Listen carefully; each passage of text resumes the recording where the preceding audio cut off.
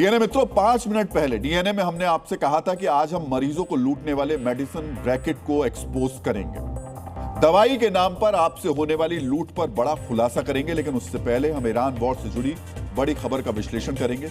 मित्रों, इस वक्त दुनिया दम साध कर ट्रंप के अगले कदम का इंतजार कर रही है। अमेरिका के राष्ट्रपति डोनाल्ड ट्रंप ने ईरान को धमकी दी है। धमकी ये है कि डील नहीं हुई तो ईरान में आग लगा देंगे।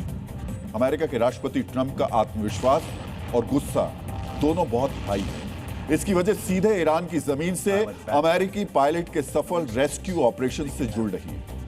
मित्रों, ईरान से अमेरिकी पायलट को सफलतापूर्वक निकालने को दुनिया का सबसे मुश्किल रेस्क्यू ऑपरेशन कहा जा रहा है। इसकी सफलता से अमेरिकी सेना की धाक पूरी दुनिया में बढ़ गई, लेकिन इस रेस्क्यू ऑपरेशन से जुड़े कुछ सवालों का जवाब मिलना अभी भी बाकी है। आज हम सबसे पहले इस रेस्क्यू के अनसुलझे सवालों का डीएनए टेस्ट करेंगे। मित्रों, हमने आपको इस पूरे रेस्क्यू ऑपरेशन की विस्तार से जानकारी दी थी, लेकिन कुछ तथ्य धीरे धीरे सामने आ रहे हैं।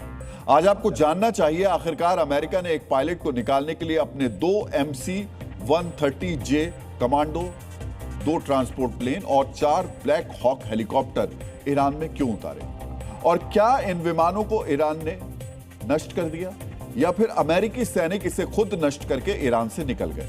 आज आपको यह भी समझना चाहिए आखिरकार ये प्लेन ईरान में उतरे कैसे। क्या अमेरिका ने ईरान में अपनी कोई खुफिया एयर स्ट्रिप या एयरबेस तैयार कर लिया था, जिसे ईरान ने तेज रफ्तार वाला अमेरिका का F-15 फाइटर जेट मिसाइल से गिरा दिया। वो आसमान में MC-130J और ब्लैक हॉक हेलीकॉप्टर को नष्ट क्यों नहीं कर पाया। मित्रों, आज ईरान में हॉलीवुड फिल्मों की तर्ज पर कुछ इस तरीके के ऑपरेशन को लेकर एक नया दावा भी सामने आया। इस दावे में कहा जा रहा है कि अमेरिका ने इतने बड़े विमानों का बेड़ा सिर्फ एक पायलट को निकालने के लिए ईरान की जमीन पर नहीं उतारा, बल्कि उसका असली मकसद इस ऑपरेशन की आड़ में ईरान के यूरेनियम पर कब्जा करना था। इस दावे के पीछे क्या सबूत और तथ्य दिए जा रहे हैं, आज आपको उनकी जानकारी भी होनी चाहिए। लेकिन सबसे पहले आप समझिए ईरान की जमीन पर अमेरिकी MC-130J विमान क्यों उतरा।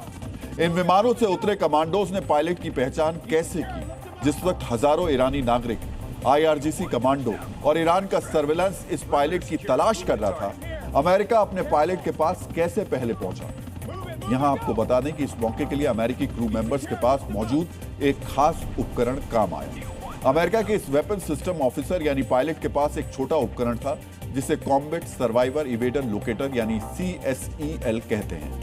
यह पायलट की सर्वाइवल जैकेट में लगा रहता है, जो प्लेन गिरने पर भी टूटता नहीं है। यह उपकरण GPS से अपनी सही लोकेशन पता करता है, फिर सैटेलाइट को छोटे छोटे गुप्त संदेश भेजता है, जैसे मैं जिंदा हूं, मैं घायल हूं या खतरा पास है। दुश्मन इस मैसेज को इसलिए नहीं पकड़ पाता क्योंकि यह हर सेकंड सिग्नल बदलता रहता है और संदेश बहुत छोटे होते हैं। पायलट के पास मौजूद इसी यंत्र से अमेरिका को उसकी लोकेशन मिलती रही, लेकिन ईरान के लिए पायलट तक पहुंचना मुश्किल रहा। इधर अमेरिका में सैटेलाइट से आने वाले सिग्नल को 24 घंटे ट्रैक किया गया। ईरान में ऑपरेशन के दौरान इस बात का खतरा भी था कि कहीं पायलट ईरान के कब्जे में ना आ गया हो और ईरान पायलट को हथियार बनाकर कोई जाल तैयार ना कर रहा हो। इससे बचने के लिए अमेरिका की खुफिया एजेंसी CIA ने सैटेलाइट से मिलने वाले सिग्नल्स की जांच की। इसके बाद MQ-9 रिपर ड्रोन ने थर्मल सेंसर से इसकी पुष्टि की। इस तकनीक से छिपे हुए व्यक्ति को उसके शरीर की गर्मी से पहचाना जा सकता है। इतनी जांच के बाद सैटेलाइट से मिली लोकेशन के आधार पर अमेरिकी सील और डेल्टा कमांडोज पायलट के पास पहुंचे। पायलट ने गुप्त कोड से अपनी पहचान बताई। इसके बाद कमांडो टीम इस पायलट को लेकर प्लेन की तरफ वापस लौटने लगी। मित्रों, आसमान से अमेरिका के F-16 अपाचे हेलीकॉप्टर और A-10 थंडरबोल्ट विमान पायलट की सुरक्षा कर रहे थे। इस तरफ जाने वाली सड़क को अमेरिकी लड़ाकू विमानों ने धमाकों से उड़ा दिया। इस इलाके में सामान्य सिग्नल जाम कर दिए गए थे, यानी यहां पर पहुंचने के बाद ईरानी सैनिकों का बैकअप टीम से संपर्क करना मुश्किल हो गया। मित्रों, इस रेस्क्यू के दौरान ईरान ने अमेरिका के 2 MC-130J कॉम्बैट किंग विमानों और कुछ हेलीकॉप्टर्स को नष्ट करने का दावा किया। ईरान की जमीन पर इनके जले हुए मलबे का वीडियो भी जारी किया गया। इस बात की पुष्टि हो चुकी है, अमेरिका के 2 MC-130J कॉम्बैट किंग और कुछ हेलीकॉप्टर ईरान में नष्ट हुए हैं। इन्हें किसने नष्ट किया, ये जानने से पहले आपके लिए जानना जरूरी है ये ईरान में कहां और क्यों उतरे। अमेरिका का MC-130J कॉम्बैट किंग अमेरिकी C-130 प्लेन का एक एडवांस वर्जन है। इसे खास तौर पर रेस्क्यू मिशन के लिए तैयार किया गया। ये लंबी दूरी तक उड़ सकता है और दुश्मन वाले इलाके में भी काम करता है। इसमें थर्मल कैमरे और सेंसर लगे हैं जो रात में भी जमीन पर लोगों को ढूंढ सकते हैं। ये रात में बिना लाइट जलाए उड़ान भर सकता है ताकि दुश्मन ना देख सके।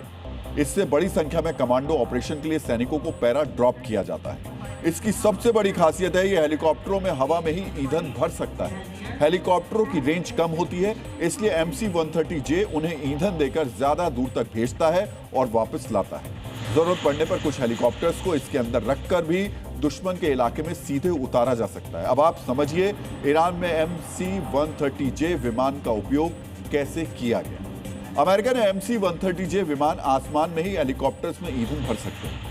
इसके बावजूद इनको अमेरिका ने जमीन पर उतारा क्योंकि रेस्क्यू ऑपरेशन बहुत जटिल और बड़े पैमाने पर था। यहां काम सिर्फ एक पायलट को बचाना नहीं था, बल्कि सैकड़ों कमांडोज को अंदर भेजना, उन्हें सपोर्ट देना और घायल पायलट के साथ सभी कमांडोज को सुरक्षित बाहर निकालना था। MC-130J स्पेशल ऑपरेशंस के लिए बना है। ये रात में चुपके से कम ऊंचाई पर उड़ता है और दुश्मन इलाके में कमांडो टीम उतार सकता है। इसीलिए इसमें MH-6 लिटिल बर्ड हेलीकॉप्टर को अंदर लोड करके ले जाया गया। जमीन पर उतरकर कमांडो और हेलीकॉप्टर को तेजी से बाहर निकाला गया। हवा में ईंधन देने से कमांडोज को पैराशूट से कूदना पड़ता, जो इतने बड़े ऑपरेशन में ज्यादा रिस्की और धीमा होता। मित्रों, आज आपके दिमाग में एक सवाल और आ रहा होगा, आखिरकार जिस विमान में छोटे हेलीकॉप्टर और 80-90 कमांडोज हथियार के साथ ले जाए जा सकते हैं, इतना बड़ा अमेरिकी विमान ईरान में उतरा कहां? क्या अमेरिका ने ईरान में कोई सीक्रेट एयर स्ट्रिप या एयरबेस तैयार कर लिया था? आज आपको इसकी इनसाइड स्टोरी भी जाननी चाहिए।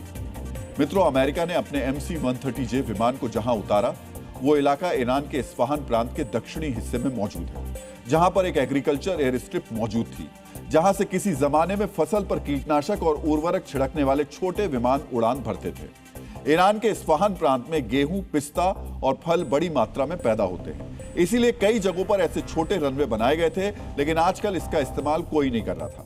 अमेरिका ने किसी मुश्किल परिस्थिति या बड़े कमांडो ऑपरेशन के लिए इसे पहले से ही चुनकर रखा हुआ था। अमेरिका ने अपने C-130 विमानों का एडवांस वर्जन यानी MC-130J विमानों को इसीलिए तैयार किया, ताकि मुश्किल रेस्क्यू ऑपरेशन में ऐसी पथरीली और रेतीली जगहों पर लैंडिंग और टेक ऑफ किया जा सके।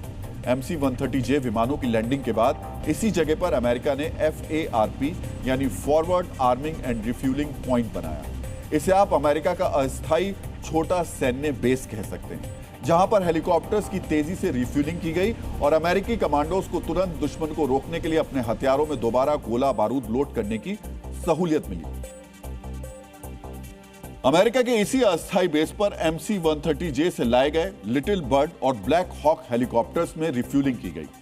हेलीकॉप्टर्स यहां जमीन पर ईंधन भरते, फिर पहाड़ों में पायलट को तलाश करने जाते। ये विमान हवा में रिफ्यूलिंग कर सकते थे, लेकिन जमीन में बने अस्थायी बेस से ऑपरेशन में तेजी आई और बार बार रिफ्यूलिंग आसान हो गई। जब अमेरिकी सील और डेल्टा कमांडोज ने 7000 फीट ऊंचे पहाड़ पर घायल पायलट को ढूंढ लिया, तो उसे लिटिल बर्ड हेलीकॉप्टर से एयर स्ट्रिप पर लाया गया, जहां MC-130J इंतजार कर रहा था, ताकि पूरा ग्रुप यानी कमांडो और घायल पायलट को एक साथ तेजी से बाहर ले जाया जा सके।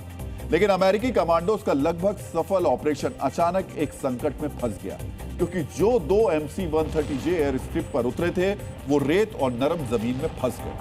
वो उड़ नहीं पा रहे थे। ईरानी फोर्स लगातार पास आ रही थी। हालांकि आसमान से अमेरिका के फाइटर जेट्स और अपाचे अटैक हेलीकॉप्टर उनकी रखवाली कर रहे थे। इनका काम मिसाइल्स और ड्रोन के हमले को नाकाम करना था, लेकिन अगर ईरानी फोर्स इस बेस के पास आ जाती तो रेस्क्यू ऑपरेशन मुश्किल हो जाता। अमेरिका ने तुरंत 3 और विमान ग्राउंड पर भेजे। सारे कमांडोज और घायल पायलट्स को उनसे निकाला गया।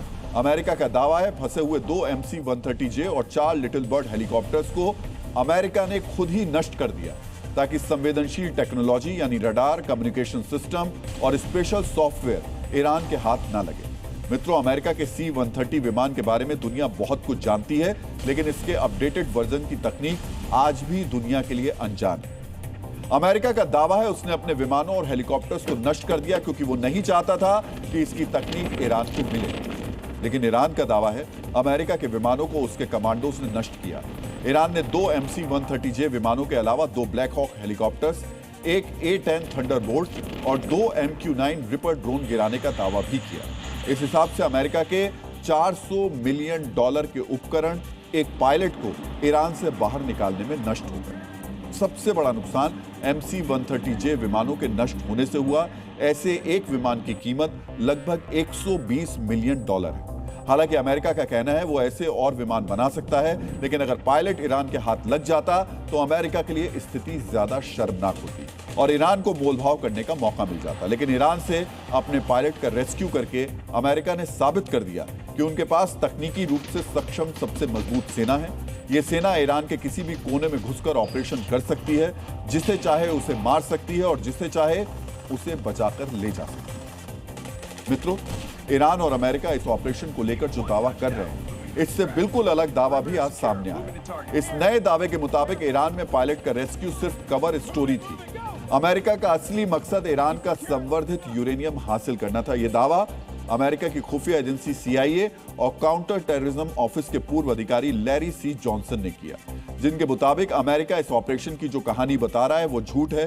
पूर्व CIA अफसर ने सवाल पूछा कि अमेरिका का जो F-15 विमान क्रैश हुआ वो वहां पर किस मिशन को अंजाम देने गया था। इस अधिकारी ने आशंका जाहिर की कि अमेरिकी F-15 फाइटर जेट नतांज के न्यूक्लियर रिएक्टर पर संभावित जमीनी हमले की तैयारी में शामिल था।